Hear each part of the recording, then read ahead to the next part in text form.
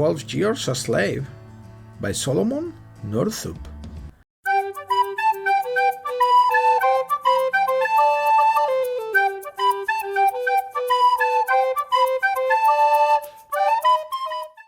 Solomon Northup was a free man kidnapped into slavery in Washington, D.C. in 1841. Shortly after his escape from slavery, he published his memoirs to great acclaim and brought legal action against his abductors, although they were never prosecuted. The details of his life thereafter are known, but he is believed to have died in Glens Falls, New York, around 1863, lured to Washington in 1841 from his home in upstate New York with the promise of easy employment, fast money, and great adventure. Northup was tracked and beaten and sold into slavery within sight of the nation's capital. He then joined the mass of black humanity, some 1 million in a number, that was forcibly transported south to reconstruct the plantation's economy on new ground. In Louisiana, Northup labored as a slave for 12 years until 1863, when a dramatic rescue returned him to freedom and his family in the North. The first 2 chapters of this novel, 12 Years a Slave, relate the Northup family history, Solomon's marriage to Anne, his employment as a raftsman, a farmer, and a fiddle player, and his abduction. Northup is sold to the notorious Washington-based slave trader James Bourke, who brutally whips him for protesting that he is a free man. While in the slave pen, he makes the acquaintance of several other slaves, including Eliza, whose sad story he relates in detail.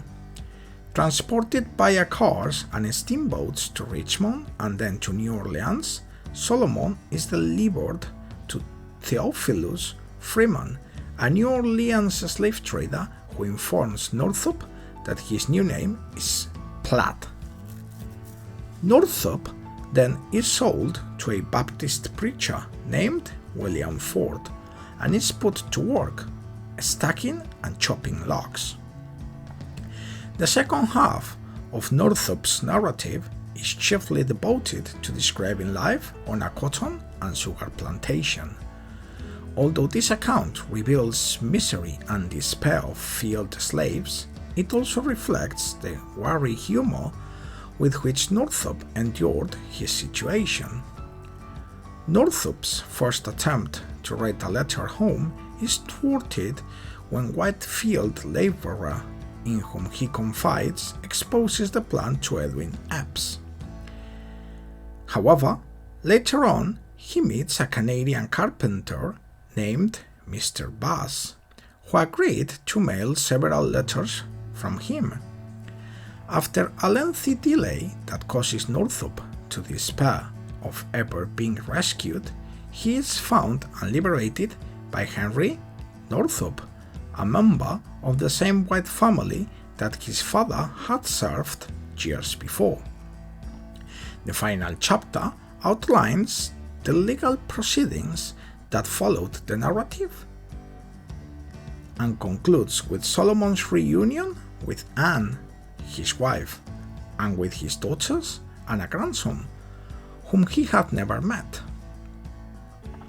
This book, 12 Years a Slave, provides an extraordinarily complete view of slavery in the plantation South in the years prior to the Civil War.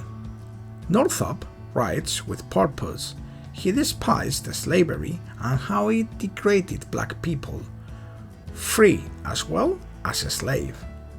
On page after page, Northup tells of brutality of chattel bondage, the endless and often senseless beating, and the casual and callous destruction of family life. He is especially attentive to the dangers slave women faced and to the seemingly endless sexual abuse they endured at the hands of white men of all classes. He demonstrates how slavery supported the work ethic and undermined the values of self-improvement that white Northerners believed central to the creation of the good society. The book, 12 Years a Slave, therefore, is about Southern slavery, but not about Northern freedom, and Northup shines a harsh light on slavery's reason: work. There are a few better accounts of the slaves' work in the plantation south than Northup's. Northup then reveals that even on the great plantation, slaves were often jacks of all trades, laboring at a multitude of tasks, carrying for stock, building fences, chopping wood, delivering messages, among dozens of other odd jobs. Slaves created their own economy and their own life. For all its insights into the nature of a slave society in the plantation, 12 Years a Slave is ultimately Northup's story, the autobiography of a man whose life was ripped from him and who struggled valiantly to get it back. The North American Antebellum slave narratives. Thanks for watching.